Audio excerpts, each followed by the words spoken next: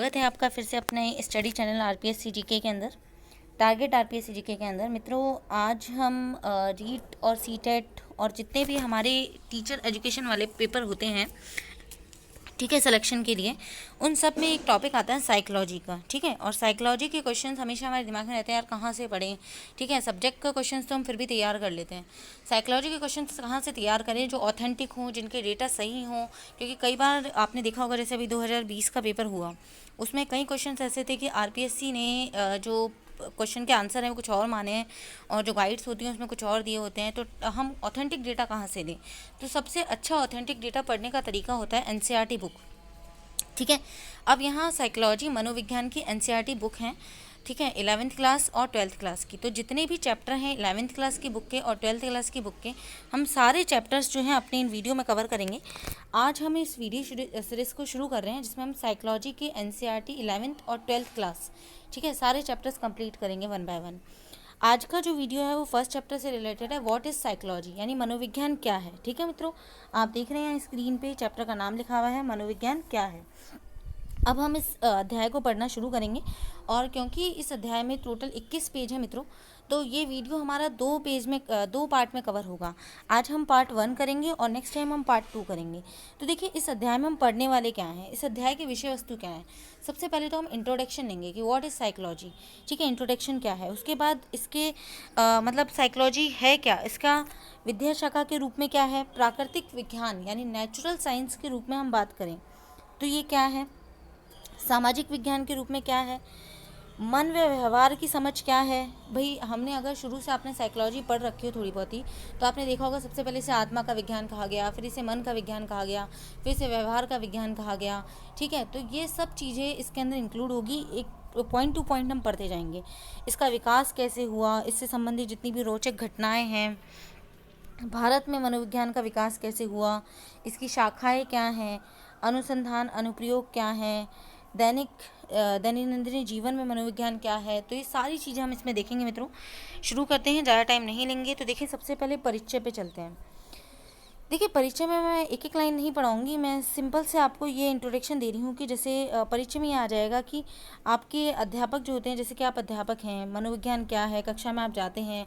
ठीक है, तो आप विद्यार्थियों से आशा करते हैं। भाई, सबसे पहला क्वेश्चन ये होता है कि साइकोलॉजी का हमारे जीवन में क्या महत्व है, साइकोलॉजी का टीचर के जीवन में क्या महत्व है। तो देखिए, साइकोलॉजी जो होती है वो टीचर को, एक विद्यार्थी को, एक शिक्षार्थी को पहचानने में मदद करती है। जब तक हम शिक्षार्थी को नहीं पहचान पाएंगे तब तक हम शिक्षार्थी पर अप्रोच नहीं कर पाएंगे, उस तक पहुंच नहीं पाएंगे, और जब तक हम उस तक नहीं पहुंच पाएंगे तब तक हम उसको समझा नहीं पाएंगे। केवल और केवल विषय की नॉलेज होना या विषय का ज्ञान होना, ठीक है, शिक्षा प्रदान करना या एक शिक्षक के लिए ज़रूरी नहीं होता है। एक शिक्षक के लिए ज़रूरी होता है कि वो अपनी शिक्षार्थी की बातों को समझ पाए, उसके हाव भाव को समझ पाए। ठीक है, जब भी हम अगर आपने भी किसी प्राइवेट स्कूल या किसी भी जगह पढ़ाया हुआ है, या आप गवर्नमेंट में भी हैं, तो आप देखते होंगे जब हम किसी विद्यालय में किसी कक्षा में जाते हैं, तो कक्षा में जाते ही हमारा सबसे पहले चीज़ होती है कि हम विद्यार्थियों पे एक नज़र डालते हैं। हमें पता चल जाता है कि क्या विद्यार्थी क्या सोच के बैठा है। तो वो पता चलना, उसकी मनोविज्ञान, उसकी मनोस्थिति का पता चलना, उसके ज्ञान का पता चलना, और उसके अनुसार ताकि हम अपने उदाहरण दे पाएँ, हम समझा पाएँ, वही मनोविज्ञान है बच्चों। ठीक है, ठीक है मित्रों, आगे देखते हैं मनोविज्ञान क्या है। तो अब ये हम लाइन टू लाइन पढ़ते जाएंगे। देखिए, ज्ञान की किसी भी विद्या शाखा को परिभाषित करना कठिन होता है। प्रथम, क्योंकि यह सर्वदा विकसित होता रहता है। द्वितीय, क्योंकि गोचरों का जिस सीमा तक अध्ययन किया जाता है उन्हें किसी एक परिभाषा में नहीं लाया जा सकता। यह बात मनोविज्ञान के विषय में और अधिक सही है। बहुत पहले आप जैसे विद्यार्थियों को बताया गया होगा कि मनोविज्ञान साइकोलॉजी शब्द दो ग्रीक शब्द साइकी अर्थात आत्मा, लॉगस अर्थात विज्ञान, तो ये ध्यान रखें, दो शब्द हैं, साइकी प्लस लॉगस। साइकी का मतलब होता है आत्मा, लॉगस का मतलब होता है विज्ञान, अथवा एक विषय के अध्ययन से बना है। अतः मनोविज्ञान आत्मा अथवा मन का अध्ययन था, परंतु तब से इसका केंद्रीय बिंदु बहुत अधिक बदल चुका है तथा यह अपने को एक वैज्ञानिक शाखा के रूप में स्थापित कर चुका है। मानव अनुभव एवं व्यवहार में निहित प्रतिक्रियाओं की विवेचना करता है। यानी मानव के जो भी व्यवहार होता है, उसकी जो भी प्रतिक्रिया होती है, उसकी विवेचना, उनको समझना मनोविज्ञान ही करता है। अब पहले तो इसे आत्मा का विज्ञान लिया गया था, लेकिन अब ये एक वैज्ञानिक ढंग में, एक वैज्ञानिक सोच में, एक वैज्ञानिक शाखा में बदल चुका है मित्रों। जिन तथ्यों का अध्ययन किया जाता है उनका कार्य क्षेत्र कई स्तरों तक फैला है। जैसे व्यक्तित्व चीज़ों का अध्ययन किया जा सकता है, समूह का अध्ययन किया जा सकता है, दो व्यक्ति का, संगठन किसी ऑर्गेनाइजेशन का अध्ययन किया जा सकता है, इनमें से कुछ भी, ठीक है। कुछ का वर्णन हमने पहले किया है। इनके जैविक तथा सामाजिक आधार भी मिलते हैं, इसीलिए संभवतः इसके अध्ययन की विधियाँ अलग अलग होती हैं, क्योंकि वह उस तथ्य पर निर्भर करती हैं जिनका अध्ययन करना है। किसी भी विद्या शाखा की परिभाषा इस बात पर निर्भर करती है कि वह किन बातों का तथा कैसे उनका अध्ययन करती है, ठीक है। वास्तव में वह कैसे अथवा किन विधियों का उपयोग करती है, इस बात को ध्यान रखते हुए औपचारिक रूप से मनोविज्ञान को मानसिक प्रक्रियाओं, अनुभवों एवं विभिन्न संदर्भों में व्यवहारों का अध्ययन करने वाले विज्ञान के रूप में परिभाषित किया है। यानी कि विभिन्न संदर्भों में जो व्यवहार का अध्ययन करता है मित्रों, वही क्या कहलाता है, मनोविज्ञान कहलाता है। ऐसा इसे अब परिभाषित किया गया है। आगे देखें, ऐसे करने के लिए मनोविज्ञान जैविक तथा सामाजिक विज्ञानों की विधियों का उपयोग करता है, व्यवस्थित ढंग से उपयोग करता है।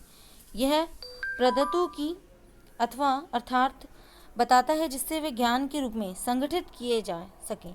आइए परिभाषा प्रयुक्त 3 पदों मानसिक प्रक्रियाओं, अनुभव एवं व्यवहार को समझ लिया जाए। भाई हमने परिभाषा में 3 चीज़ों की बात करी। एक तो मानसिक प्रक्रियाओं की बात करी, ये मनोविज्ञान में शामिल होती हैं, अनुभव भी मनोविज्ञान में शामिल होते हैं, और एक व्यवहार भी मनोविज्ञान में शामिल होता है। तो इन तीनों चीज़ों को हम समझ लेते हैं मित्रों। जब हम कहते हैं कि अनुभव करने वाले व्यक्ति के लिए आंतरिक होता है, तो हमारा आश्रय चेतना अथवा मानसिक प्रक्रियाओं से होता है।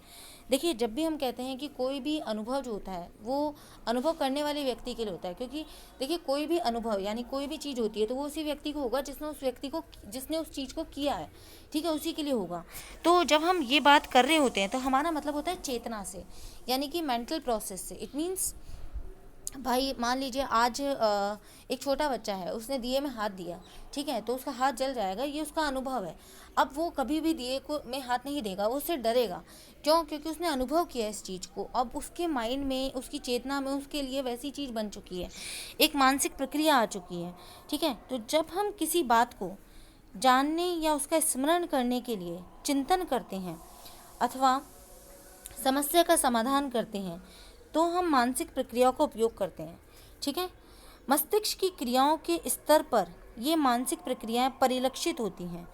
जब हम किसी गणितीय समस्या का समाधान करते हैं तो हमें दिखता है कि मस्तिष्क किस प्रकार की तकनीकी का उपयोग करता है। आपने खुद ने देखा होगा, जब भी आप कोई सॉल्व करते हैं, कोई क्वेश्चन पढ़ते हैं, तो क्वेश्चन पढ़ते ही आपके दिमाग में डेटा घूमने लग जाते हैं, आपके दिमाग में आने लग जाता है, अच्छा इसके अंदर ये फॉर्मूला लगेगा, इसके अंदर ये चीज़ होगी। तो ये सब मानसिक प्रक्रिया होती है मित्रों, ठीक है। जब हम किसी गणितीय समस्या का समाधान करते हैं, मैंने बता दिया आपको, मस्तिष्क की क्रियाओं को हम मानसिक क्रियाओं या मस्तिष्क की क्रियाओं को एक नहीं मान सकते, यद्यपि वे एक दूसरे पर आश्रित होती हैं, ठीक है, पर एक नहीं होती है। मानसिक क्रियाएं एवं कोशिकाएं क्रियाएं एक दूसरे से आच्छादित लगती हैं, परंतु वे समरूपी नहीं होती हैं। कहने का मतलब एक जैसी नहीं होती हैं, एक दूसरे पर डिपेंड जरूर करती हैं, यानी एक दूसरे की पूर्ति के लिए ज़रूरी होती हैं, पर एक जैसी नहीं होती है। जैसे अगर आप मान लीजिए कक्षा में कुछ पढ़ा रहे हैं, ठीक है, तो आपने कोई उदाहरण लिया है ना, या आप विज्ञान पढ़ा रहे हैं और आपने सामाजिक विज्ञान के किसी विषय को उससे लिंक करके जोड़ के बताया, सहसंबंध का आपने उसमें यूज़ किया, तो सामाजिक विज्ञान और विज्ञान एक जैसे नहीं है मित्रों, ठीक है, पर आपने उन्हें एक दूसरे से जोड़ा क्योंकि वो एक दूसरे के आच्छादित हैं, एक दूसरे की पूर्ति कर रहे हैं, ठीक है। आगे देखिए मित्रों, जैसे कि मैंने आपको बताया था, मस्तिष्क से भिन्न मन की कोई भौतिक संरचना अथवा अवस्थिति नहीं होती है। मन का आविर्भाव एवं विकास होता है। ऐसा तब होता है जब इस संसार में हमारी अंतःक्रियाएं एवं अनुभव एवं एक व्यवस्था के रूप में गतिमान होकर संगठित होते हैं, जो विविध प्रकार की मानसिक प्रक्रियाओं के घटित होने के लिए उत्तरदायी होते हैं मित्रों।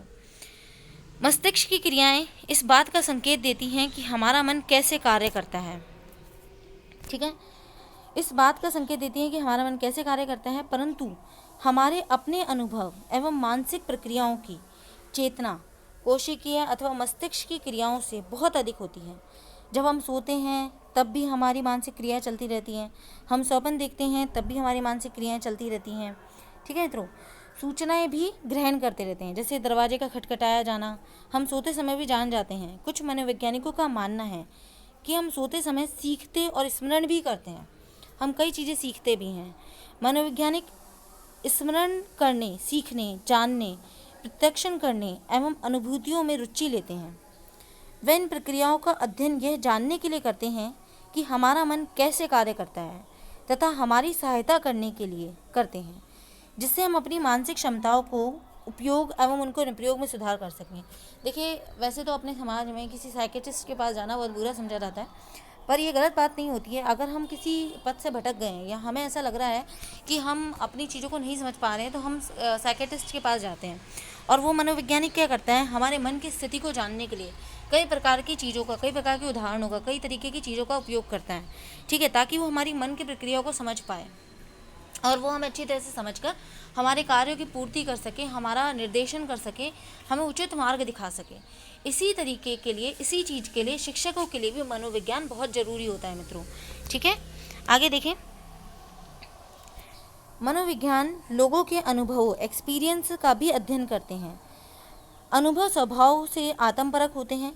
हम प्रत्यक्षतः न तो दूसरों के अनुभव का परीक्षण कर सकते हैं और ना ही उसके विषय में जान सकते हैं। अनुभव करने वाला व्यक्ति ही अपने अनुभवों को जान सकता है। देखिए, जो मनोवैज्ञानिक होते हैं वो अनुभवों की भी बात करते हैं, पर हम प्रत्यक्ष रूप से किसी के अनुभव नहीं देख सकते। भाई, आज कोई किसी चीज़ को कैसा फील कर रहा है, उसकी फीलिंग्स हम कैसे देख सकते हैं, उसके अनुभव हम कैसे देख सकते हैं। ठीक है, अनुभव यानी फीलिंग्स तो वही व्यक्ति देख सकता है या वही व्यक्ति फील कर सकता है जो उसको फील कर रहा है ना। देखिए, या उसके प्रति सचेत हो सकता है। इसीलिए अनुभव हमारी चेतना में रचा बसा रहता है, यानी कि जो हमारी चेतना है उसमें हमारे अनुभव बसे हुए हैं। मनोवैज्ञानिक ने लोगों की उस पीड़ा पर ध्यान दिया है जो अंतिम सांसें गिन रहे रोगियों में दिखाई देती हैं, अथवा उस मनोवैज्ञानिक पीड़ा पर जो शोकर्ता होने पर होती हैं। साथ ही साथ धनात्मक अनुभूतियों का भी, जो हम रोमांच करते समय अनुभव करते हैं। कुछ गूढ़ अनुभव भी होते हैं जिन पर मनोवैज्ञानिक ध्यान देते हैं। जैसे जब कोई योगी ध्यानावस्थित होता है तो वह चेतना के एक भिन्न धरातल पर पहुंचता है तथा एक नवीन अनुभव को उत्पन्न करता है। अथवा जब कोई नशेड़ी किसी नशीली दवा का सेवन करने में, हवा में उड़ने के लिए करता है। ठीक है, यद्यपि ऐसी दवाइयाँ हानिकारक होती हैं, तो देखो कई प्रकार के अनुभव होते हैं। गूढ़ अनुभव भी होते हैं, ध्यानकर्ता अनुभव भी होते हैं, कुछ अच्छे अनुभव भी होते हैं, कुछ बुरे अनुभव भी होते हैं। इन सभी अनुभव जो कि हमारी चेतना में रचे बसे हैं, उसको मनोविज्ञान की सहायता से जाना जा सकता है मित्रों। ठीक है, अब व्यवहार क्या है, बिहेवियर क्या है, ये तो हमने मनोविज्ञान की थोड़ा बहुत इंट्रो लिया कि मनोविज्ञान क्या है या मनोविज्ञान चेतना से किस प्रकार से रिलेटेड है। हमारी मानसिक प्रक्रियाएं, हमारी मानसिक क्रियाएं, या हम जब किसी चीज़ को करते हैं तो क्या हमारे मन में एक ही विचार आता है। आपको खुद को पता है कि दिन भर में आपके विचार, आपके दिमाग में, आपके मन में सैकड़ों विचार आते हैं, पर उसमें से कोई एक विचार ही आप कर पाते हैं। कुछ विचार जो होते हैं मित्रों वो सकारात्मक होते हैं, तो कुछ विचार जो होते हैं मित्रों वो नकारात्मक होते हैं। ठीक है, बात इस चीज़ की होती है कि हम किसको कर रहे हैं। अब देखिए, बिहेवियर की बात करते हैं। हमारी क्रियाओं जिसमें हम संलग्न होते हैं की अनुक्रियाएं अथवा प्रतिक्रियाएं होती हैं। जब कुछ आपकी तरफ आता है तो पलकें सामान्य प्रतिवर्त क्रिया में खुलती बंद होती हैं। आप परीक्षा देते समय यह अनुभव कर सकते हैं कि आपका हृदय धड़कता है। आप सुनिश्चित करते हैं कि आप एक चलचित्र विशेष अपने मित्र के साथ देखेंगे। व्यवहार सामान्य तथा जटिल, कम समय तक अथवा देर तब बना रहने वाला हो सकता है। देखिए, व्यवहार जो होता है वो इंसान का बदलता भी रहता है। व्यवहार जो होता है सेम भी रह सकता है, व्यवहार कुछ भी हो सकता है।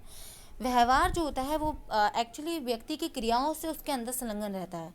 यानी व्यक्ति जिस तरीके की क्रियाएं करेगा, जैसे उसकी सोच होगी, जिस तरीके का उसका चेतन मन होगा, जैसा उसका अनुभव होगा, वैसा उसका व्यवहार होगा। ठीक है, फॉर एग्जाम्पल, अगर आप बहुत अच्छा अनुभव कर रहे हैं तो आपका व्यवहार भी जो होगा वो अच्छा रहेगा। अगर आप बुरा अनुभव कर रहे हैं, ठीक है, आप अच्छा अनुभव नहीं कर रहे हैं, आप बुरा अनुभव कर रहे हैं, आपकी चेतना में किसी तरीके के बुरे विचार आ रहे हैं, या फिर आपको किसी चीज़ का भय लग रहा है, तो आपका व्यवहार भी बदल जाता है मित्रों, ठीक है। तो व्यवहार जो होता है वो एक जैसा नहीं रहता है। व्यवहार को वातावरणीय कारक भी प्रभावित करते हैं, आंतरिक कारक भी प्रभावित करते हैं, जो हम आगे पढ़ेंगे। देखिए, कुछ व्यवहार प्रकट होते हैं, एक प्रेक्षक इन्हें बाह्य जगत में देख सकता है अथवा अनुभव कर सकता है। कुछ आंतरिक या अप्रकट होते हैं। शतरंज का खेल खेलते समय जब आप कठिन परिस्थिति में पड़ते हैं तो आपके अपने हाथ की मांसपेशियां फड़फड़ाने लगती हैं, ठीक है। एक खास चाल चल जा सके। समस्त व्यवहार प्रकट एवं अप्रकट वातावरण के कुछ उद्दीपकों अथवा आंतरिक धरातल पर, जैसे मैंने आपको बताया, वातावरण से तो प्रभावित होते ही हैं मित्रों, साथ ही आंतरिक बातों से भी प्रभावित होते हैं। तो परिवर्तनों द्वारा त्वरित होते हैं, त्वरित यानी चलते हैं। आप एक बाघ देखते हैं तो आप बहुत तेज़ी से दौड़ने लग जाते हैं, है ना। कुछ मनोवैज्ञानिक व्यवहार को उद्दीपक यानी स्टिमुलस एवं अनुक्रिया यानी रिस्पॉन्स के मध्य सहचार्य के रूप में अध्ययन करते हैं। हम उद्दीपक अनुक्रिया का सिद्धांत पढ़ेंगे आगे, है ना, थॉर्नडाइक वगैरह का। उद्दीपक एवं अनुक्रिया दोनों ही आंतरिक अथवा बाह्य हो सकते हैं। जरूरी नहीं है कि हमेशा बाह्य हो और जरूरी नहीं है कि हमेशा आंतरिक हो मित्रों, ठीक है। आगे देखें, मनोविज्ञान एक विद्या शाखा के रूप में। अभी तो हमने मनोविज्ञान को अपने रूप में पढ़ा, एक परिचय के रूप में देखा, व्यवहार को एक परिचय के रूप में देखा। अब हम मनोविज्ञान को एक विद्या शाखा के रूप में देखेंगे, यानी कि कैसे हम उसको शिक्षा से जोड़ते हैं। देखिए, जैसे कि हमने ऊपर पढ़ा है, मनोविज्ञान व्यवहार, अनुभव एवं मानसिक प्रक्रियाओं का अध्ययन करता है। वह यह समझने का प्रयास करता है कि मन कैसे कार्य कर रहा है एवं विभिन्न मानसिक क्रियाएं विधिवत व्यवहारों के रूप में कैसे उत्पन्न होती हैं। हम सब लोगों को अनाड़ी अथवा सामान्य रूप से देखते हैं, जो हमारे अपने विचार बिंदु अथवा जगत को समझने के हमारे अपने तरीके, उनके व्यवहारों एवं अनुभवों की हमारी व्याख्या को प्रभावित करते हैं। मनोवैज्ञानिक व्यवहार एवं अनुभव की व्याख्या से ऐसी अभिनीतियों को अनेक तरीकों से कम करने का प्रयास करते हैं।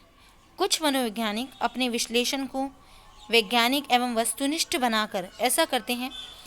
अन्य लोग व्यवहार की व्याख्या उनके अनुभवकर्ता की दृष्टि से करते हैं, क्योंकि वो मानते हैं कि व्यक्तिपरकता मानव अनुभव का महत्वपूर्ण अंग है। तो देखिए, इंसान जैसा अपना व्यवहार रखता है, जिस तरीके का वो व्यवहार रखता है, ठीक है, उससे उसकी मन की स्थिति का पता चल जाता है, उसके अनुभवों का पता चल जाता है। उसी चीज़ को सीखना, ठीक है, ये चीज़ होती है। अब देखिए, कई पाश्चात्य मनोवैज्ञानिक भी आत्म परावर्तन यानी सेल्फ रिफ्लेक्शन एवं आत्म ज्ञान की भूमिका को मानव व्यवहार एवं अनुभवों को समझने के लिए महत्वपूर्ण मानने लगे हैं, और अभी इन पर बल देने लगे हैं। व्यवहार बाद भी वे इनको व्यवस्थित एवं सत्यापन करने योग्य शैली में समझने एवं व्याख्या करने का प्रयास करते हैं। आगे देखिए मित्रों, मनोविज्ञान जो कि बहुत पुरानी ज्ञान विज्ञान शाखा है, फिर भी यह आधुनिक विज्ञान है, क्योंकि 1879 में, ध्यान रखना है मित्रों, आगे क्वेश्चन आ रहा है, लिपजिंग जर्मनी में इसकी प्रथम प्रयोगशाला की स्थापना हुई थी। ये क्वेश्चन रीट में पूछा जा चुका है कि प्रथम प्रयोगशाला की स्थापना कहाँ हुई थी, ठीक है। तो कहाँ हुई थी, जर्मनी सबको याद रहता है, लिपजिंग नाम सबको याद नहीं रहता है। फिर हमें ये आता था कि यार लिपजिंग कहाँ से आया, क्योंकि हम तो गाइड पढ़ते हैं तो गाइडों में इतना डिटेल दिया हुआ नहीं होता है। तो देखिए, सफलता का कोई शॉर्टकट नहीं होता है। सफलता स्मार्ट वर्क से जरूर ली जा सकती है, हार्ड वर्क के साथ साथ अपने टाइम टेबल को मैनेज करके, पर उसका शॉर्टकट कोई नहीं होता है। तो NCERT बुक को डिटेल से पढ़िए। अब देखिए, आपके सामने आ गया 1879 में कहाँ की गई थी, जर्मनी में, लिपजिंग में। एक क्वेश्चन निकल के आ गया कि प्रथम प्रयोगशाला की स्थापना कब हुई थी, ठीक है मित्रों। आगे आता है, मनोविज्ञान किस प्रकार का विज्ञान है। यह अभी भी बहस का विषय है, विशेष रूप से उन रूपों पर जो वर्तमान समय में उभरे हैं। मनोविज्ञान को सामान्यतः सामाजिक विज्ञान की श्रेणी में रखा जा सकता है, लेकिन आपको आश्चर्य नहीं होना चाहिए कि अन्य देशों में ही नहीं बल्कि भारत में भी स्नातक एवं स्नातकोत्तर मतलब ग्रेजुएशन एवं पोस्ट ग्रेजुएशन पर विज्ञान संकाय के अंतर्गत ही एक पाठ्य विषय है। विद्यार्थी विश्वविद्यालयों में स्नातक विज्ञान, स्नातकोत्तर विज्ञान की उपाधियां प्राप्त करने जाते हैं। वास्तव में 2 प्रसिद्ध उभर रही विद्या शाखाएं तंत्रिका विज्ञान, कंप्यूटर विज्ञान बहुत कुछ मनोविज्ञान से लगातार उधार लेती हैं। ठीक है। तंत्रिका विज्ञान की अगर हम बात करें तो न्यूरोलॉजिकल सिस्टम की बात होती है, कंप्यूटर तो आप सब लोग जानते ही हैं। तो ये दोनों शाखाएं जो होती हैं वो कहीं ना कहीं से मनोविज्ञान यानी साइकोलॉजी से रिलेटेड है मित्रों, क्योंकि हमारी मन स्थिति को जान पाना, हमारे चिंतन को जान पाना, हमारी आवश्यकताओं को जान पाना, उसी के आधार पर ही तो सब चीज़ें बन रही हैं। ठीक है। और तंत्रिका तंत्र जो होता है वो मानसिक प्रक्रियाओं से संबंधित है, समझ रहे हैं आप मेरी बात। तो ये सब चीज़ें जो है वो किसी न किसी से मनोविज्ञान से ही जुड़ी हुई हैं। देखिए, हम में से बहुत से लोग तीव्र गति से विकसित हो रही मस्तिष्क प्रतिमा तकनीकी जैसे एफएमआई, आरआई, ईईजी इत्यादि से परिचित होंगे, जिनसे मस्तिष्क की प्रक्रियाओं को वास्तविक समय अर्थात जब वे वास्तव में हो रही हों में समझना संभव होता है। देखिए, कई तरीके की एफएमआरआई, और ईईजी प्रक्रियाएं होती हैं, ये मेडिकल टर्मिनोलॉजी हैं। ठीक है। ये ऐसी प्रक्रिया होती हैं जिनसे इंसान की मस्तिष्क की प्रक्रियाओं को जो तीव्र गति से हो रही हैं उनके ग्राफिकल बना लिए जाते हैं, उनके ग्राफ बना लिए जाते हैं पेपर्स पे, और फिर उन्हें समझने में कोशिश की जाती है कि इंसान क्या सोच रहा है, किस तरीके की उसकी सोच है, या किस तरीके की तीव्र प्रक्रियाएँ हैं, है ना। तो सूचना तकनीकी के क्षेत्र में मानव कंप्यूटर अंतःक्रिया तथा कृत्रिम बुद्धि का विकास संज्ञानात्मक प्रक्रियाओं में मनोविज्ञान ज्ञान के बिना संभव नहीं हो सकता था। इसीलिए एक विद्या शाखा के रूप में मनोविज्ञान की दो समांतर धाराएं हैं। पहली, जो अनेक मनोवैज्ञानिक एवं सामाजिक तथ्यों के अध्ययन में भौतिक एवं जैविक विज्ञान की विधियों का उपयोग करती है, एवं दूसरी, जो उनके अध्ययन में सामाजिक और सांस्कृतिक विज्ञान की विधियों का उपयोग करती है। ये धाराएं कभी कभी एक दूसरे में मिलकर भी अपने अलग अलग मार्गों से जाती है। ठीक है। यानी कि अगर ये एक दूसरे से मेलजोल भी कर ले तो भी इनके मार्ग जो होते हैं वो अलग अलग ही होते हैं मित्रों। ठीक है। कौन कौन सी मैंने पहले आपको बताई थी, जो हमारे मनोविज्ञान एवं सामाजिक तथ्यों से रिलेटेड है, और दूसरी बताई थी सामाजिक और सांस्कृतिक विज्ञान। आगे देखिए मित्रों, पहली दशा में मनोविज्ञान अपने को मानव व्यवहार की व्याख्या के लिए अधिकतर जैविक सिद्धांतों पर निर्भर रहने वाली विद्या शाखा मानता है, जबकि इसकी मान्यता है कि समस्त व्यवहार परक गोचरों के कारण होते हैं, जिनकी खोज नियंत्रित दशा में व्यवस्थित रूप से प्रदत्त संग्रह करके की जा रही है। यहाँ अनुसंधानकर्ता का लक्ष्य कारण प्रभाव संबंध को जानना होता है। ठीक है। व्यवहार परक गोचरों को पूर्व कथन से किया जा सके, यानी कि क्या कारण है किसी चीज़ का, उसका क्या नियंत्रण किया जा सकता है, इस तरीके की बातें होती हैं सामाजिक विज्ञान में।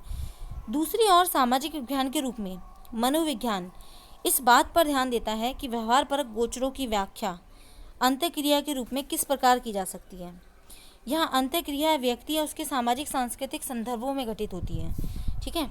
यानी कि किस प्रकार का उसकी अंतःक्रिया, यानी वो समाज संस्कृति से किस प्रकार की क्रिया करता है, क्या उसका संबंध है ना, ऐसी बातों से भी ध्यान रखा जाता है। तो व्यवहार परक गोचरों के कई कारण हो सकते हैं। आइए इन दोनों धारणाओं की अलग अलग व्याख्या करते हैं। देखिए, मनोविज्ञान एक प्राकृतिक विज्ञान के रूप में अगर हम बात करते हैं, पूर्व में बताया गया है कि मनोविज्ञान की जड़ें दर्शन शास्त्र से जुड़ी हुई हैं। ठीक है। दर्शन शास्त्र यानी कि फिलॉसफी। हालांकि आधुनिक मनोविज्ञान का विकास मनोविज्ञान गोचरों के अध्ययन में वैज्ञानिक विधियों के अनुप्रयोग से, क्योंकि सबसे पहले यही कहा गया था कि साइकोलॉजी यानी साइकी प्लस लोगस, साइकी मतलब आत्मा, लोगस यानी विज्ञान, मैंने आपको बताया था। ठीक है। ये दो वर्ड थे जिनसे मिलकर साइकोलॉजी बना था। तो ये माना गया कि ये दर्शन शास्त्र यानी कि आत्मा का विज्ञान है, तो दर्शन शास्त्र से रिलेटेड था। फिलॉसफी अरस्तु के बारे में अगर हम पढ़ेंगे, लेकिन क्योंकि अब ये वैज्ञानिक धारणाओं पर पूरी तरीके से निर्भर करता है। ठीक है। ये बात अब वैज्ञानिक धारणाओं पर निर्भर करती है, तो इस बात का ध्यान रखें मित्रों कि विज्ञान वस्तुनिष्ठता एवं सर्वाधिक बल देता है। वस्तु एक संप्रत्य की परिभाषा एवं कैसे मापा जा सकता है के विषय में सहमति बनने पर प्राप्त की जा सकती है। देकार्त से प्रभावित तथा बाद में भौतिकी में हुए विकास से मनोविज्ञान में परिकल्पनात्मक निगमनात्मक प्रतिरूप का अनुसरण हुआ। ठीक है। इस बात का ध्यान रखें मित्रों, यहाँ से भी क्वेश्चन बन सकता है, हालांकि बना नहीं है अभी तक। परिकल्पनात्मक व निगमनात्मक प्रतिरूप का अनुसरण हो रहा है। इस प्रतिरूप के अनुसार यदि आपके पास किसी गोचर की व्याख्या हेतु सिद्धांत उपलब्ध है तो वैज्ञानिक उन्नति हो सकती है। उदाहरण के लिए भौतिकविदों के पास महाविस्फोट सिद्धांत है, जो विश्व निर्माण समष्टि निर्माण के होने की व्याख्या करता है। महाविस्फोट यानी कि बिग बैंग थ्योरी। ठीक है। कुछ नहीं, देखिए सिद्धांत और कुछ नहीं है बल्कि कुछ कथन होते हैं जो ये बतलाते हैं कि कतिपय जटिल गोचरों की व्याख्या कतिपय प्रतिज्ञप्तियों को एक दूसरे से संबंधित होती है। मतलब देखिए सिद्धांत क्या चीज़ है, सिद्धांत या थ्योरी या हम प्रिंसिपल की बात करें तो वो एक चीज़ होती है, वो एक कथन होते हैं, ठीक है। फैक्ट चीज़ें होती हैं जो हमें बताती है, किसी चीज़ को समझने में हमारी हेल्प करती है, ठीक है, और कुछ नहीं होता है। आगे देखें मित्रों, इसके बाद परिकल्पना का परीक्षण किया जाता है। सबसे पहले तो देखिए कोई भी चीज़ अगर हम विज्ञान की बात करें तो हम ये कहते हैं कि सबसे पहले तो एक हम ये कह दें एक कल्पना बनाई जाती है, उसके बाद उस परिकल्पना का परीक्षण किया जाता है और संग्रहित पद्धतों के आधार पर उसे सही अथवा गलत सिद्ध किया जाता है, ठीक है। सबसे पहले जैसे कोई मान लीजिए कोई व्यक्ति है जिसने कुछ कथन कहा, ठीक है, उस कथन उसकी कल्पना से आया, अब वो एक परिकल्पना बन गई। उस परिकल्पना को जितने भी तथ्य हमारे पास जो हमारे पास उपस्थित चीज़ें हैं उनके आधार पर उसकी जांच की जाएगी, ठीक है। अगर वो सही निकलती है, वो सिद्ध हो जाती है तो वो सिद्धांत बन जाती है, और अगर वो सिद्ध नहीं हो पाती है तो सिद्धांत नहीं बन पाती है मित्रों, ठीक है। देखें आगे, तो हम ये बात करते हैं कि उपयुक्त उपागम के उपयोगों द्वारा मनोवैज्ञानिकों ने अधिगम, स्मृति, अवधान अवधान यानी ध्यान से होता है, प्रत्यक्षण, अभिप्रेरणा एवं संवेग आदि के सिद्धांतों को विकसित किया है तथा सार्थक प्रगति की है। आज तक मनोविज्ञान के अधिकांश अनुसंधान इस उपागम का प्रयोग करते हैं, ठीक है मित्रों। तो आगे देखते हैं, मनोविज्ञान एक सामाजिक विज्ञान के रूप में, प्राकृतिक विज्ञान के रूप में तो हमने पढ़ा दार्शनिक विज्ञान था, है ना, फिर धीरे धीरे करके वैज्ञानिक ढंग हुए, इन वैज्ञानिक ढंगों में एक कल्पना आई, परिकल्पना बनाई, सिद्धांत का निर्माण हुआ, है ना, और उसकी व्याख्या की जा रही है। तो अब सामाजिक विज्ञान के रूप में देखते हैं। हमने ऊपर चर्चा की कि मनोविज्ञान की पहचान एक सामाजिक विज्ञान के रूप में अधिक है। देखिए ये सब शाखाएं हैं जो मैं आपको पढ़ाती जा रही हूँ, श्रेणियाँ हैं, मनोविज्ञान की शाखाएं हैं, प्राकृतिक विज्ञान के रूप में, दार्शनिक विज्ञान के रूप में, सामाजिक विज्ञान के रूप में। तो ये आप शाखाओं में नोट कर सकते हैं मित्रों। आगे देखें, क्वेश्चन बन सकता है आपसे कि कौन सी निम्न में से मनोविज्ञान की शाखाएं नहीं है। तो ऑप्शन में प्राकृतिक विज्ञान आता है तो राइट है, सामाजिक विज्ञान आता है तो राइट है, दार्शनिक विज्ञान आता है तो राइट है। आगे और देखते हैं, व्यवहार का उसके सामाजिक सांस्कृतिक संदर्भों में अध्ययन करता है। यानी सामाजिक विज्ञान मनोविज्ञान क्या करता है, व्यक्ति के किसी भी व्यवहार का उसके सामाजिक और सांस्कृतिक व्यवहार जो होते हैं उनके संदर्भ में अध्ययन करता है। मानव मात्र अपने सामाजिक सांस्कृतिक संदर्भों ही प्रभावित नहीं होते बल्कि वे उनका निर्माण भी करते हैं। मनोविज्ञान एक सामाजिक विज्ञान की विद्या शाखा के रूप में मनुष्यों को सामाजिक प्राणी के रूप में देखता है, ठीक है। रंजिता एवं शबनम की निम्न कहानी देखें। देखें एक उदाहरण के रूप में हम दो कहानी ले रहे हैं रंजिता और शबनम की, सिंपल सी है। हाँ तो मित्रों हम रंजिता और शबनम को उदाहरण लेते हैं। देखें रंजिता और शबनम दोनों एक ही कक्षा की थी। अगर हम रंजिता की बात करें, आप इस कहानी को पढ़ेंगे, मैं आपको ये भी सजेस्ट करती हूँ कि आप एनसीईआरटी बुक में जो चैप्टर मैं पढ़ा रही हूँ 11th क्लास का फर्स्ट चैप्टर है मनोविज्ञान क्या है, व्हाट इज़ साइकोलॉजी, तो आप इसको खुद भी बुक में से पढ़ें, ठीक है, और फिर आप समझे। मैं शॉर्ट में बता देती हूँ क्या कहानी है। देखिए रंजिता जो थी वो काफ़ी मेलजोल वाली लड़की थी, वो एक किसान परिवार से रिलेटेड थी, एक गांव में रहती थी और उसको खेलने में रुचि थी, दूसरों की सहायता करती थी, मेलजोल उसको बढ़ाने में बहुत अच्छा लगता था, उसके काफ़ी फ्रेंड थे। जबकि शबनम जो थी वो उसी गांव में अपनी माँ के साथ रहती थी और अपनी छोटी बहन के साथ रहती थी, भाई के साथ। पिता जो थे वो किसी कार्यालय में गांव से दूर काम करते थे। एक दिन क्या हुआ, गांव में बाढ़ आ गई। अब गांव में जब बाढ़ आई तो निचले हिस्सों में कई पानी भर गया, शबनम का घर भी उसमें डूब गया। रंजिता के घर वालों ने उसे आसरा दिया, उनकी सहायता करी और इस तरीके से रंजिता और शबनम जो कि दोनों अलग अलग प्रवृत्ति की थी, दोनों अलग अलग बिल्कुल विपरीत प्रवृत्ति। जहाँ रंजिता को लोगों से मेलजोल करना पसंद था, वहीं शबनम जो थी वो बहुत शर्मीली थी, वो ज़्यादा लोगों से मेलजोल नहीं करती थी, कला में उसकी रुचि थी, खेल में रुचि नहीं थी। दोनों अब एक बहुत घनिष्ठ मित्र बन गई थी। तो आप देख सकते हैं कि किस तरीके से सामाजिक और सांस्कृतिक प्रवृत्तियाँ जो होती हैं, ठीक है, उसको मनोविज्ञान के संदर्भ में समझा जा सकता है। तो देखिए कई बार ज़रूरी नहीं है कि हर बार लोग सहायता ही करें या सामाजिक ही बने। कई बार क्या होता है कि इस तरीके की परिस्थितियों में लोग असामाजिक भी हो जाते हैं, वो शोषण करने लगते हैं, लूटपाट मचाने लगते हैं, है ना। तो दोनों ही परिस्थितियाँ हो सकती हैं, यानी किसी भी व्यक्ति के व्यवहार का अध्ययन जो होता है वो मनोविज्ञान से संबंध होता है मित्रों, ठीक है, और सामाजिक और सांस्कृतिक संदर्भ उसमें सहायता करते हैं। आगे देखें, मन एवं व्यवहार की समझ क्या होती है। आपको स्मरण होगा कि मनोविज्ञान को मन के विज्ञान के रूप में परिभाषित किया गया था, ठीक है। तो एक और शाखा हो गई मन का विज्ञान, है ना। मनोव्यवहार का विज्ञान। कई दशकों तक मनोवैज्ञानिक में मन को अछूत माना गया था, क्योंकि ये पूर्ण व्यवहारपरक शब्दावली में न ही परिभाषित हो पाया था, न ही इसकी स्थिति ज्ञात हो पाई थी। यदि मन शब्द को मनोविज्ञान में पुनरागमन हुआ है, तो हमें उसके लिए स्पेरी जैसे तंत्रिका वैज्ञानिक एवं पेनरोज, ठीक है, जैसे भौतिकवाद का आभारी होना चाहिए, जिन्होंने उसे वह सम्मान दिया जो उसके लिए वांछित था तथा जो सम्मान अब है। मनोविज्ञान सहित विविध विधाओं में वैज्ञानिक हैं जो ये सोचते हैं कि मन का एक एकीकृत सिद्धांत संभव है, यद्यपि वह वर्तमान में नहीं है। देखिए मन क्या है, अभी वही अगर हम बात करें कि मनोविज्ञान मन का विज्ञान है, तो पहले आत्मा का विज्ञान कह दिया, फिर मन का विज्ञान कह दिया, तो मन का विज्ञान तो संभव ही नहीं है ना मित्रों। भाई आज मन अच्छा है, कल मन बुरा होगा, तो जो चीज़ एक जगह स्थिर ही नहीं है, उस विज्ञान को लेकर उसके ऊपर क्या वैज्ञानिक शोध करें, उसकी क्या परिकल्पना बनाए, उसके ऊपर क्या शोध करे जा सकें, ठीक है। पर हम समझते हैं इस बारे में। देखिए मन क्या है, क्या यह मस्तिष्क के समान है, जैसा कि हमने ऊपर उल्लेख किया। ये सत्य है कि मन मस्तिष्क के बिना नहीं रह सकता, फिर भी मन एक पृथक सत्ता है। कई बार आपने देखा होगा कि हमारा मस्तिष्क कुछ और सोचता है और हमारा मन कुछ और सोचता है। हमारा मस्तिष्क में रहता है कि हमें इस टारगेट को अचीव करना है, हमें इस एग्ज़ाम के लिए प्रिपरेशन करनी है, और मन जो होता है वो बार बार भटकता है, ठीक है। आपको उसे एक जगह स्थिर करना पड़ता है और ये सबसे असंभव कार्य होता है, ठीक है। तो ये दोनों अलग अलग सत्ताएँ होती हैं। इनके प्रलिखित और रुचिकर उदाहरणों के आधार पर आप सभी इसकी प्रशंसा कर सकते हैं। कुछ रोगियों में दृष्टि के लिए उत्तरदायी पश्चकपाल पाली को शल्य चिकित्सा द्वारा हटा दिया गया था। तब भी उन्होंने चाक्षुषु आँखों से होने वाला प्रत्यक्ष प्रमाण संकेतों की स्थिति एवं स्वरूप के विषय में सही उत्तर दिए। देखिए ये जो ऊपर लिखा हुआ है पश्चकपाल क्या होता है, ये रेटिना होती है, तो रेटिना को हटा दिया गया है जहाँ पर मतलब चित्र बनते हैं, ठीक है, आँखों से, या आप विज्ञान में पढ़ेंगे। तो उनको जब शल्य चिकित्सा से हटा दिया, उसके बाद भी उन्होंने उन चीज़ों को अनुभव किया।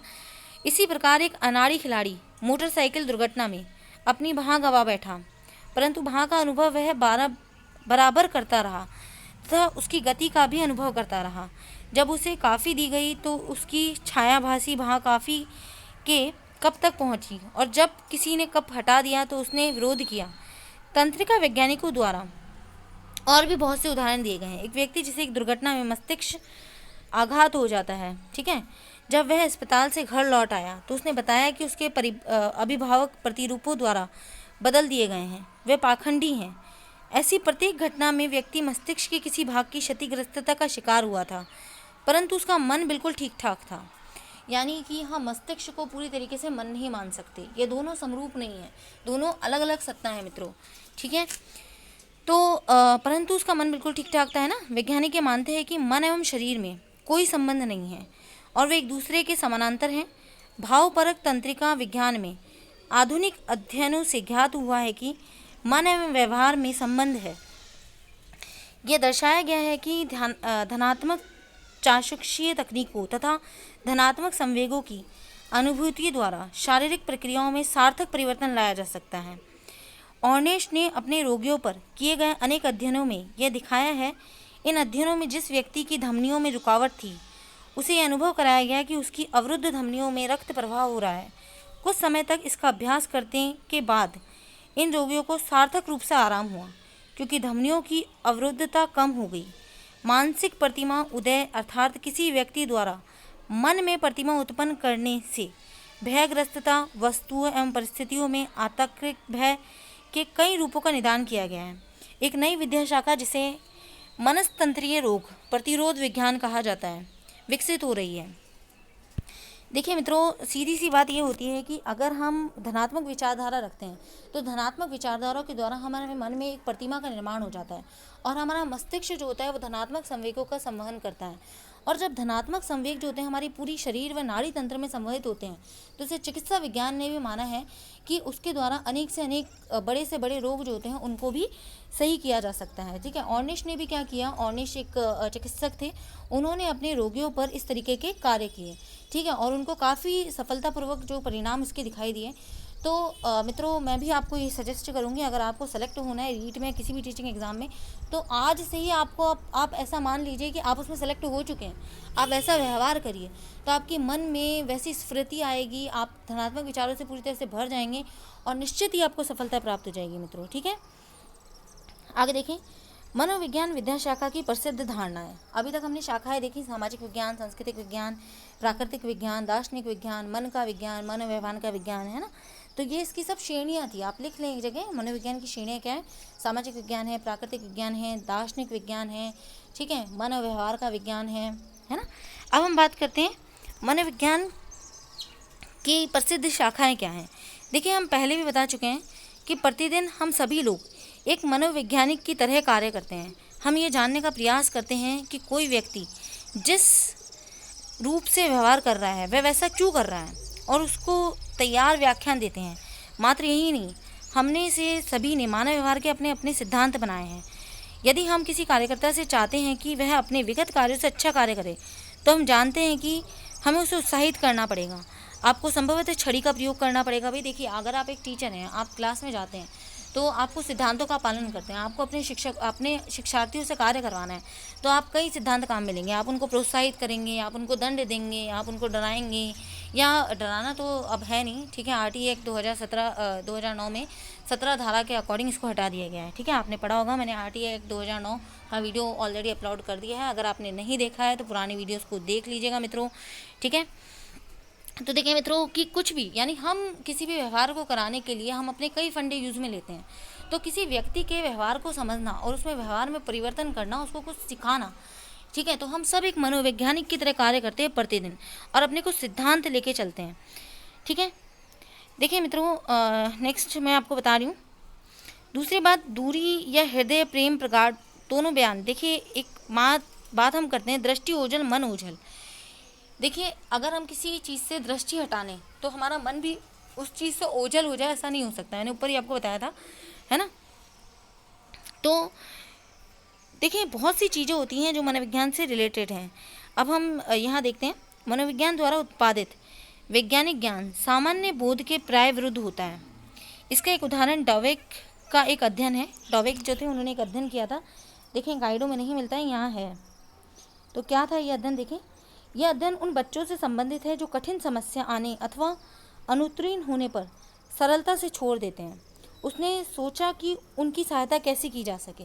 देखिए, कई विद्यार्थी ऐसे होते हैं, जैसे है ना, कई कॉम्पिटिशन्स होते हैं, लगातार हमें असफलता मिल रही है, तो हम सफल नहीं हो रहे हैं, तो हम उस चीज़ को छोड़ ही देते हैं कि ये मुझसे होगा ही नहीं, मेरे बस का नहीं है, ठीक है। लेकिन कई विद्यार्थी ऐसे होते हैं जो कई बार असफल होने के बाद भी उसी के पीछे लगे रहते हैं, और हर बार की असफलता से सीख लेते हैं कि मैंने कहाँ गलती करी थी, और फिर उसको निश्चित रूप से पकड़ के सोचते हैं कि इस बार तो इसमें टॉप करना ही करना है मित्रों, ठीक है।